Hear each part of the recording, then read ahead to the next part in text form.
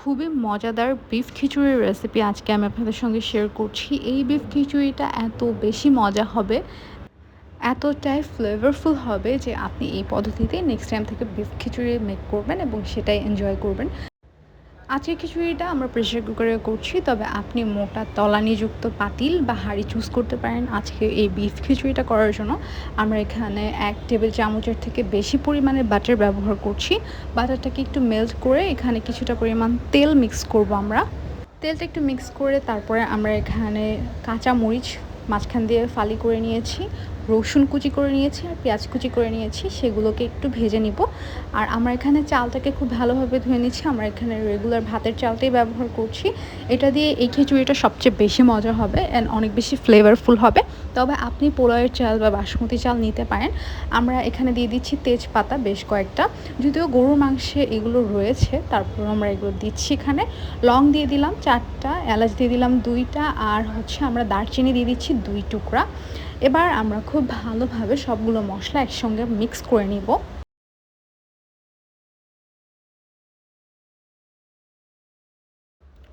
আজকের এই বিফ খিচুড়িটা বানানোর জন্য আমরা রান্না করা বিফ ব্যবহার করছি। আপনারা বাসায় যেভাবে বিফ রান্না করেন সেভাবে বিফটাকে রান্না করা এখানে অ্যাড করছি। সব ধরনের মশলাটার ভিতরে আছে, সেই বিফটাই আমরা এখানে অ্যাড করে দিব। তো এরপরে আমরা এখানে সেই ধুয়ে পানি ঝরিয়ে নেওয়া চালটা দিয়ে দিচ্ছি।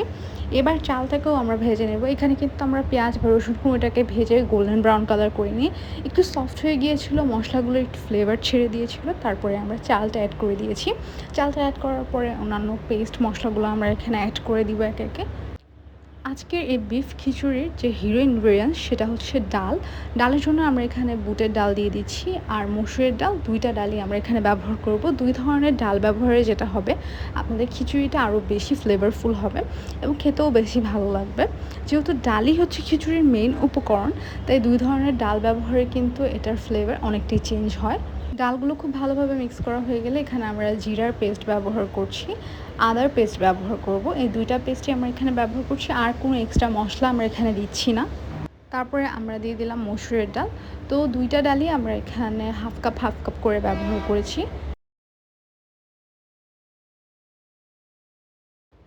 এই তো খুব ভালোভাবে আমরা চালের সঙ্গে সবগুলো মশলা উপকরণ একসঙ্গে মিক্স করে নিচ্ছি।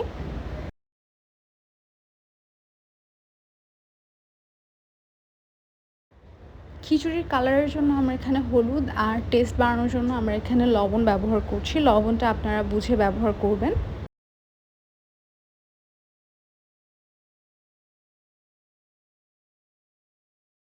তো এই প্রসেসে চালগুলো ভাজার ফলে যেটা হবে আপনার চালটা ঝরঝরে হবে। আর আমরা কিন্তু আজকের এই খিচুড়িতে ঠান্ডা পানিই ব্যবহার করছি, গরম পানি দিচ্ছি না। ঠান্ডা পানি, রুম টেম্পারেচারে থাকা পানি সেটা এখানে ব্যবহার করলাম। আর এদিকে আমরা মাংসের তরকারিটাও কিন্তু গরম করে রেখেছি। খুব ভালোভাবে চালগুলোকে ভাজা হয়ে গেলে সবগুলো উপকরণ আমাদের যখন মনে হবে ভাজা হয়ে গিয়েছে, তখন আমরা এখানে বিফটা অ্যাড করে দিচ্ছি। আর পানিটা আমরা বিফের যে কড়াইটা ছিল এটা ধুয়েই এখানে ব্যবহার করব।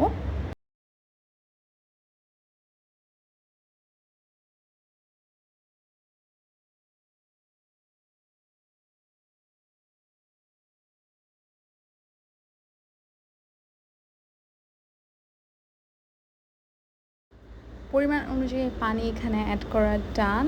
আর আমরা এখন প্রেসার কুকারটাকে লাগিয়ে এটাকে রেখে দিব একদম পারফেক্টলি। 3টা সিটি না আসা পর্যন্ত এটা একদমই খোলা যাবে না। অ্যাপ্রক্সিমেটলি আমাদের এই খিচুড়িটা হতে টাইম লেগেছে 30 মিনিট। 10 মিনিট আমরা চালটাকে ভেজেছি অ্যান্ড বাকি 20 মিনিট এটা কুক হয়েছে। আর এটা এতটাই ঝরঝরে এবং এতটাই পারফেক্ট হবে যদি আপনি এইসব প্রসেসগুলো ফলো করেন। লাইক চালটাকে পারফেক্টলি ভেজে নেবেন, ডালটাকে মশলার সাথে পারফেক্টলি ভাজলেন, তাহলে ফ্লেভারটা না পারফেক্টলি পৌঁছালো। তো আমরা এবার 3টা সিটি আসার পরে এটাকে খুলে নিচ্ছি। যেহেতু এটা প্রেশার কুকার আর গ্যাসের ফ্লেমটা যদি আমরা অফ করে এটা রেখে দিই, কুকিং প্রসেসটা কিন্তু ভিতরে চলতেই থাকে। আর আপনি যদি এটাকে ট্রান্সফার করে একটা বোলে নিয়ে নেন, তাহলে কিন্তু আপনার চালটা ঝরঝরে থাকবে। এবং ঝরঝরে খিচুড়ি খেতে চাইলে আপনাদেরকে এই জিনিসটা করতে হবে। আর যদি আপনারা নর্মাল পাতিলে বসান বা কড়াইয়ে বসান তাহলে তার এত প্যারা নেই। তবে প্রেশার কুকারে বসালে এই একটা জিনিসের দিকে লক্ষ্য রাখতে হয়। এবার আমরা একটা বোলে নিয়ে নিচ্ছি, স্টিলের বোলই ব্যবহার করছি। আর কিছুটা আমরা আজকের রাতের জন্য রেখে দিয়েছি। তো এই হচ্ছে আমাদের বিফ খিচুড়ির ফাইনাল লুক। এটা যতটা পরিমাণ ঝরঝরে হয়েছে ততটাই ফ্লেভারফুল ছিল। আমার হাসব্যান্ডের কাছে এটা অনেক বেশি মজা লেগেছিল। তো আজকের মতন ভিডিওটা এখানে শেষ করছি। সবাই অনেক অনেক ভালো থাকবেন, সুস্থ থাকবেন। আল্লাহ হাফিজ। আর এই রেসিপিটা যদি ট্রাই করেন তাহলে কিন্তু কমেন্ট বক্সে একদমই জানাতে ভুলবেন না আপনাদের কাছে এটা কেমন লেগেছে।